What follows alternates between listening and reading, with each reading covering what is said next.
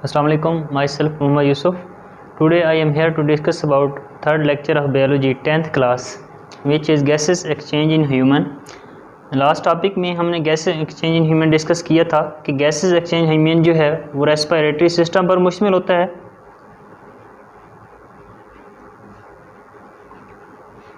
और respiratory system जो है दो चीज़ों पर मुश्तमिल था, एक होता है एयर पाथवे, हवा का रास्ता,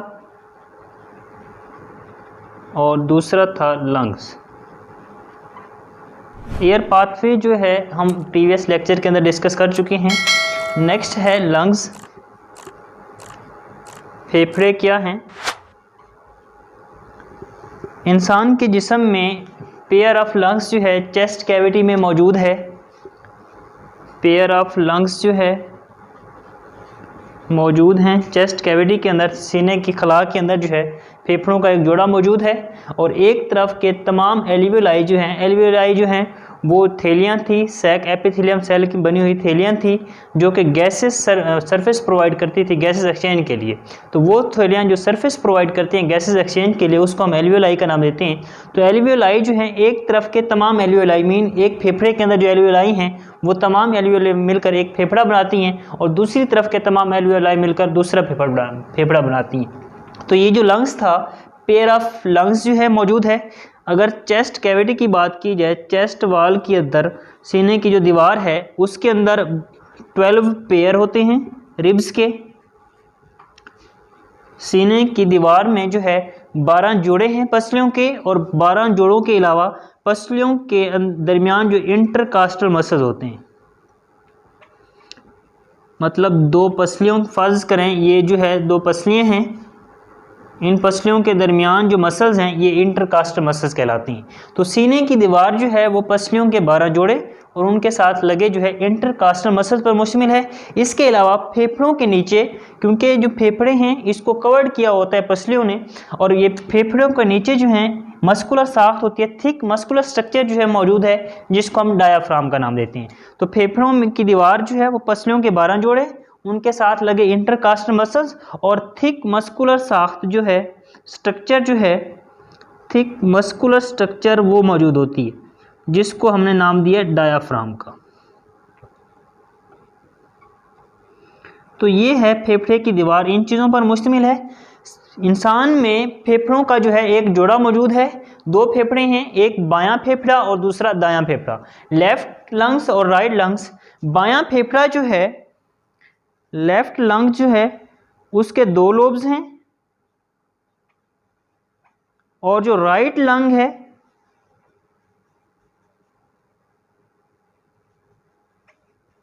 उसके 3 लोब्स हैं। बायां फेफड़ा जो है उसके अंदर 2 लोब्स होते हैं और दाएं फेफड़े के अंदर जो है 3 लोब्स होते हैं। फेफड़े जो हैं स्पंज की तरह के हैं, इलास्टिक आर्गन हैं, स्पंज की तरह के स्ट्रक्चर हैं, मतलब फोम की तरह के हैं और जो है इलास्टिक होते हैं। इसके अलावा फेफड़ों के अंदर ब्लड कैपिलरीज मौजूद होती हैं, ब्लड कैपिलरीज में आर्टरीज और वेन्स भी आ जाती हैं। इसके अलावा फेफड़े की अगर ये दीवार देखी जाए, फेफड़े की दीवार बैरूनी जो है ये कवर्ड होती है एक मेम्ब्रेन से। इस मेम्ब्रेन को हम नाम देते हैं प्लूरल मेम्ब्रेन।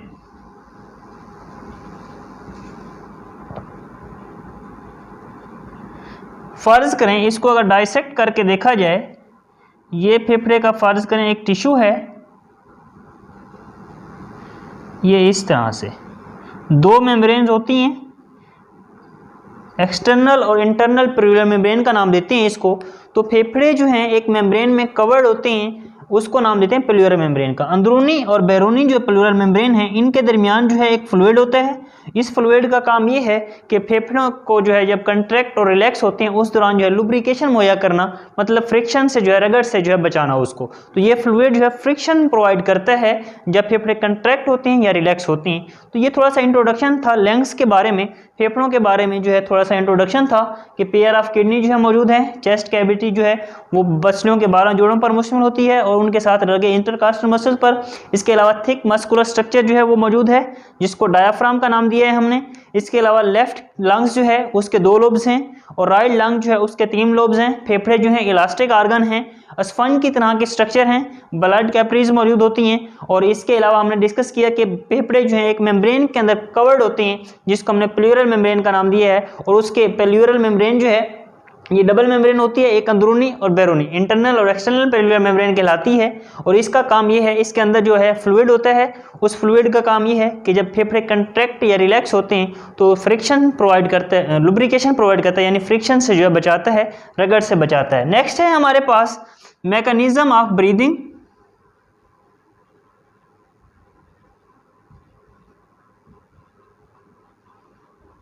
ब्रीदिंग जो है हम ऑलरेडी डिस्कस कर चुके हैं। सांस लेना, ब्रीदिंग में जो है मतलब जब हम सांस लेते हैं तब जो है क्या क्या तब्दीलियाँ रूनुमा होती हैं, वकूफ़ पज़ीर होते हैं, इनको थोड़ा डिस्कस करते हैं। मैकेनिज्म ऑफ ब्रीदिंग में 2 प्रोसेस हो रहे होते हैं, एक को नाम देते हैं इनहेलेशन या इंस्पायरेशन भी बोलते हैं इसको, इनहेलेशन में, और दूसरा है एक्सहेलेशन या एक्सपायरेशन। इनहेलेशन के दौरान मतलब इनहेलेशन में जब हम सांस जो है जिस्म के अंदर ले जाते हैं, हवा को जिस्म के अंदर ले जाना यानी सांस लेने के दौरान इसको नाम देते हैं हम इनहेलेशन का। इस दौरान क्या तब्दीलियाँ वकूफ़ पज़ीर होती हैं, यही जो हमने ऑलरेडी डिस्कस की है कि पसलियों के जोड़े होते हैं 12, इसमें क्या तब्दीलियाँ आती हैं, या जो डायाफ्राम की बात की है हमने, थिक मस्कुलर स्ट्रक्चर है, इसमें क्या तब्दीलियाँ आती हैं, या इंटरकास्टल मसल जो हैं इनमें क्या तब्दीलियाँ आती हैं इनहेलेशन के दौरान। तो होता कुछ यूँ है कि इनहेलेशन के दौरान जब हवा जो है फेफड़े में दाखिल होती है, सांस जब हम लेते हैं हवा फेफड़े में दाखिल होती है, तब जो है फर्स्ट ऑफ ऑल जो है इंटरकास्टल मसल जो हैं ये कंट्रैक्ट होते हैं। जब इंटरकास्टल मसल सिकुड़ते हैं तो पसलियां जो हैं राइज हो जाती हैं ऊपर की तरफ, अपवर्ड की तरफ राइज हो जाती हैं, मतलब इंटरकास्टल मसल के सिकुड़ने की वजह से पसलियां जो हैं ऊपर उठ जाती हैं। एक ये तब्दीली होती है। दूसरा ये होता है कि डायाफ्राम जो है इसके मसल भी सिकुड़ते हैं, जो थिक मस्कुलर स्ट्रक्चर है इसके मसल्स भी जो हैं वो कंट्रैक्ट होते हैं, सिकुड़ते हैं।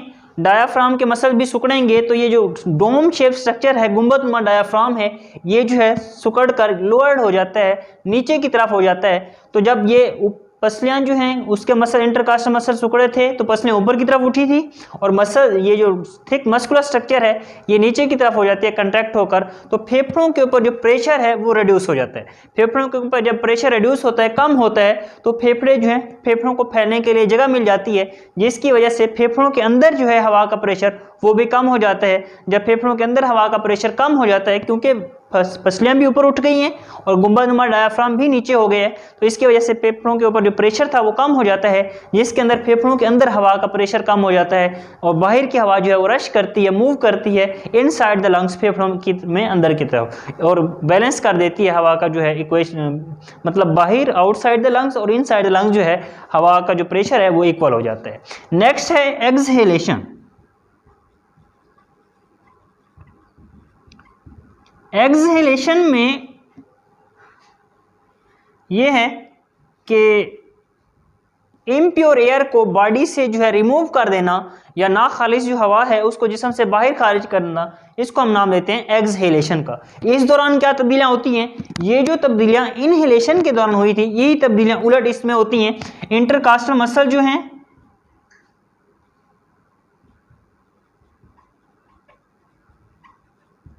इंटरकास्टल मसल जो हैं ये रिलैक्स होते हैं, और जो थिक मस्कुलर स्ट्रक्चर थी डायाफ्राम के मसल्स भी रिलैक्स होते हैं। अब जब इंटरकास्टल मसल रिलैक्स होंगे, जब वो कंट्रैक्ट हुए थे तो पसलियां जो है ऊपर की तरफ उठ गई थी, राइज हो गई थी, लेकिन जब वो रिलैक्स होते हैं तो पसलियां जो है वो दोबारा अपनी हालत में चली जाती हैं। डायाफ्राम के मसल जब रिलैक्स होते हैं तो वो दोबारा अपनी डोम शेप स्ट्रक्चर में दोबारा आ जाता है, जिसकी वजह से फेफड़ों के ऊपर प्रेशर जो है वो बढ़ जाता है। जब फेफड़ों के ऊपर प्रेशर बढ़ता है तो फेफड़ों के अंदर जो हवा है वो बाहर की तरफ मूव करती है। इस तरह से एक्सहेलेशन में ये तब्दीलियां रूनुमा होती हैं, जो कि इनहेलेशन के बिल्कुल जो हैं अगेंस्ट हैं, उलट हैं। इनहेलेशन और एक्सहेलेशन के दौरान अगर आम हालात की बात की जाए तो तब जो है 16 से 20 दफ़ा जो है पर मिनट जो है सांस की रफ्तार होती है।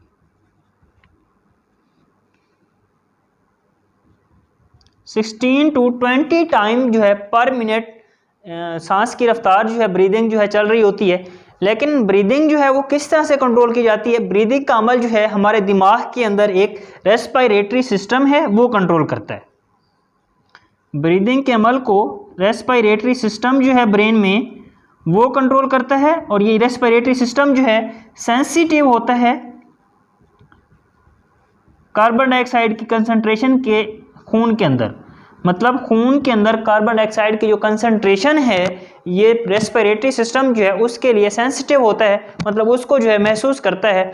जिस तरह एक्सरसाइज के दौरान अगर बात की जाए, खून के अंदर अगर कार्बन डाइऑक्साइड की कंसंट्रेशन मौजूद है तो रेस्पिरेटरी सिस्टम को जो है स्टिमुलेट किया जाता है, तहरीक दी जाती है, वो ज़्यादा से ज़्यादा जो है ब्रीदिंग की रफ्तार को जो है बढ़ा दे। तो इस दौरान किस तरह से ये रेस्पिरेटरी सिस्टम जो है रोनमा करता है ये तब्दीली? तो रेस्पिरेटरी सिस्टम फर्ज करें during hard exercise, hard work और एक्सरसाइज की अगर बात की जाए,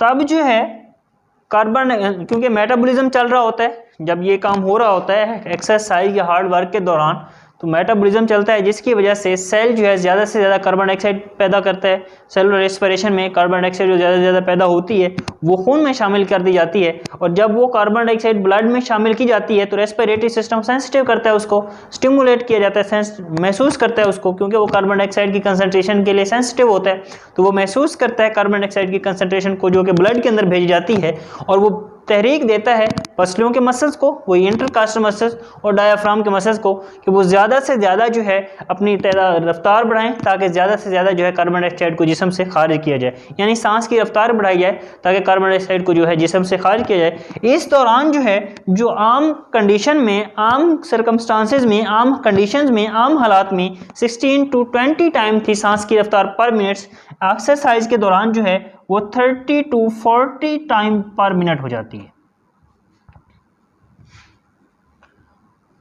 तो ये थोड़ी सी तब्दीलियां रूनुमा होती हैं एक्सहेलेशन और इनहेलेशन के दौरान। अगर हवा का मवाजना किया जाए, मतलब हवा जो जिस्म में दाखिल हो रही है उसकी क्या परसेंटेज होती है और हवा जो जिस्म से बाहर खारिज हो रही है उसकी क्या परसेंटेज होती है। फर्ज करें कार्बन डाइऑक्साइड और जो इनहेल एयर है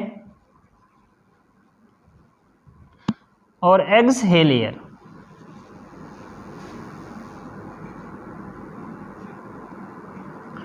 मतलब जिस्म के अंदर जो है कितनी हवा दाखिल होती है, और एक्सहेल एयर मतलब जिस्म से बाहर खारिज कितनी की जाती है। इनहेल एयर वो एयर है जो कि बाहर मौजूद है, मतलब जिस्म में ली जाती है, और एक्सहेल एयर वो एयर है जो जिस्म से बाहर खारिज की जाती है। इनहेल एयर के अंदर कार्बन डाइऑक्साइड की क्या कंसंट्रेशन है, इसके अलावा ऑक्सीजन की क्या कंसंट्रेशन है, इसके अलावा नाइट्रोजन की जो है वो क्या कंसंट्रेशन है।